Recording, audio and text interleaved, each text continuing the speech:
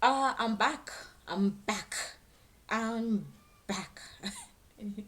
I don't know why I'm excited. Maybe because something good happened. Anyway, something good happened to me last night, and I think that's the reason I'm just somewhat a bit goofy. But whatever the case may be, I pray that every one of us actually always have a reason to be happy all the time, all the time. So for today's video, I actually want to talk about spirituality and motherhood.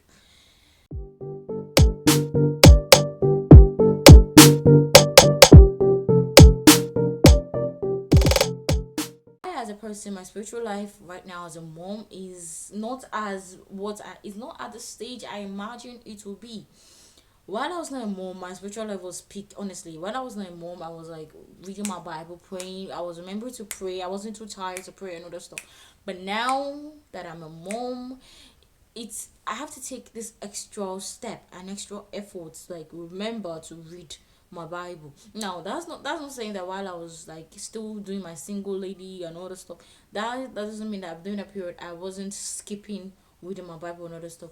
But I still would read my Bible towards the weekend. But now I tend to forget others. We're not even like we are the gap between we feel the gap between our child and whatever evil this world has to offer. Honestly, we feel that gap. We stand in that gap.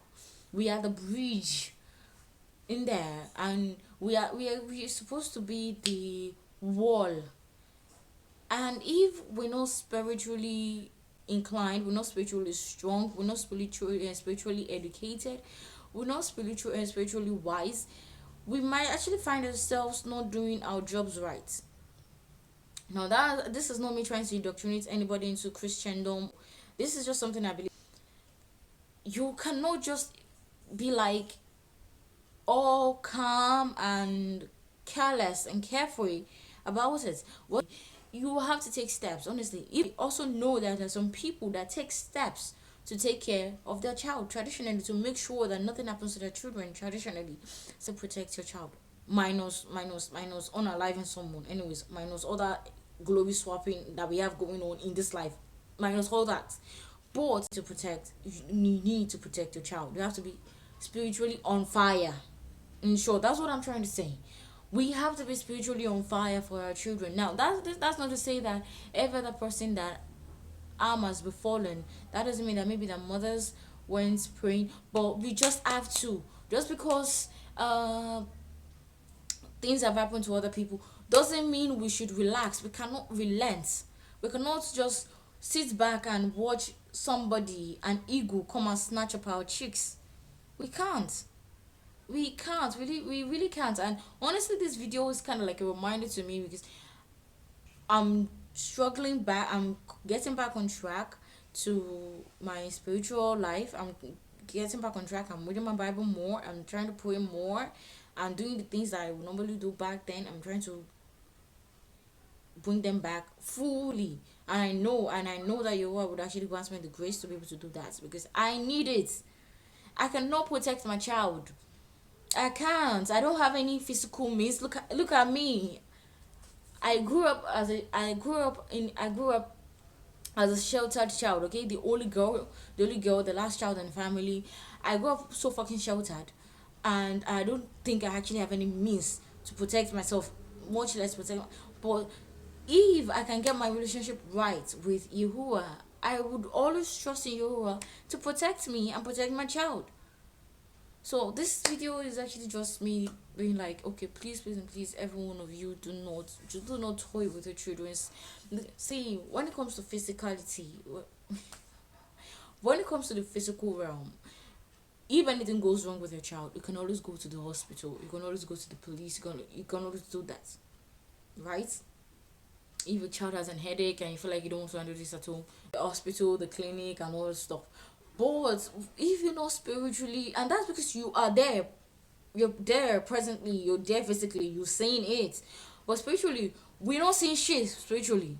You cannot sit right now and be like you're seeing things spiritually, except if Yehovah decides to open your eyes, open your mind, open your ears to some certain things at a certain period in time. You're not seeing shit. You're literally blind. And spiritually, if anything should go wrong with the child, how do you know that something is wrong if you know, or how do you prevent something from happening if you're not like inclined, if you're not wise spiritually, if you're not, exposed spiritually? Now, something happened to someone I know, a couple of months back, where his mother, and this is something I just heard, and I think that was one of the reasons I've been happy, because yes, something bad did happen, but yes, Yehovah did come through for him. So this happened to this person that I know a couple of months back. He got attacked. He got into an accident, and his mother has been like, "Do not go, do not go, do not go, do not go," but he didn't listen. But he got out of that accident unscathed. He was not hurt during this accident out of every other person in that vehicle. And I know this sounds like the usual miracle, miracle, miracle, but this is someone that will not lie to me. Somehow, Yahuwah saved him. Yes, his mother's prayer was also part of it, because I don't think any mother would actually know that their child is traveling, taking it, and would not put their journey in prayer. Pregnant mamas, right from the time that you know that you are pregnant, or even before you even think about being pregnant, start praying for your children, for your child, for your baby. Start praying for them. You're pregnant, pray. Lay your hands on your baby bump, pray, and all that stuff. You've given birth, pray. Then I don't say because they are babies. The babies are the most vulnerable set of people, and they will get attacked whether you like it or not. So you have to pray for protection over them. Pray for protection over them. And the prayers may not even, the essence of that prayer, the effect of that prayer may not even show now, but it will show in the future. Just like they said that little drop makes an ocean, right? Every time you pray, you're saving it up somewhere in God's spiritual bank. You're saving it up somewhere. So please, please, and please, do not joke with your spiritual life, even for anything, for the sweet little darling that you have in your hands, on your hands right now. So that's it for this video as well. I hope you guys enjoyed it. I hope you guys understand what I'm trying to say, and take care of yourself. Bye bye.